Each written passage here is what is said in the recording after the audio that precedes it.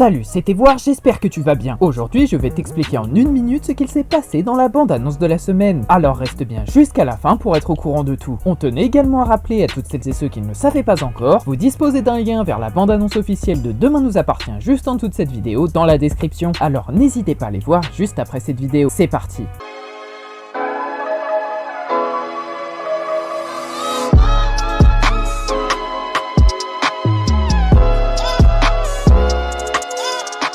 La semaine dernière, un mystérieux tueur du Zodiaque semblerait sévi à Seth, et plusieurs habitants de la ville ont été visés par des attaques plus inquiétantes les unes que les autres, de quoi rendre fou les policiers qui traitent l'affaire. Après une noyade de Violette, une morsure de Scorpion pour François, et après que la police ait cru à un nouveau violeur en série, l'individu compte désormais s'en prendre au jeune Octave qui pourrait bien se retrouver seul dans une cage avec un lion si personne n'intervient. Pour cette semaine dans Demain nous appartient, un nouveau suspect semble être dans le collimateur des enquêteurs la semaine prochaine. Et en effet, l'infirmier et ami de Chloé, Benny, se retrouvera en interrogatoire pour avoir utilisé la même adresse mail que celle du compte d'astrologie sur les réseaux sociaux. Mais il ne faudra pas crier victoire trop vite, car Benny est en fait victime d'une grave usurpation d'identité, et le temps presse car Octave se fera droguer par le criminel avant de se réveiller au beau milieu d'une cage avec le roi de la savane. De leur côté, Timothée et Bart sont aux anges car ils obtiennent enfin des nouvelles de leur chère et tendre Rachel, qui a récemment quitté Seth pour un nouveau job à Cuba, ce qui a eu pour conséquence d'attrister ses colocataires. Mais désormais, les deux jeunes hommes peuvent souffler et Timothée aura la chance d'avoir le soutien de son père Victor, qui semble prêt à lui remonter le moral depuis qu'il a appris le départ de Rachel dans les Caraïbes. Puis c'est la descente aux enfers pour Charles Julliard qui n'arrive toujours pas à se refaire une place dans la société qu'il a quittée pour la prison. Et il faut dire que personne ne veut vraiment lui reparler depuis son arrestation par la police. Le jeune homme va alors tenter de regagner la confiance de ses proches et de ses amis, mais rien n'y fait, tout le monde lui en veut et Charles pourrait bien se retrouver seul pour le reste de sa vie à Seth.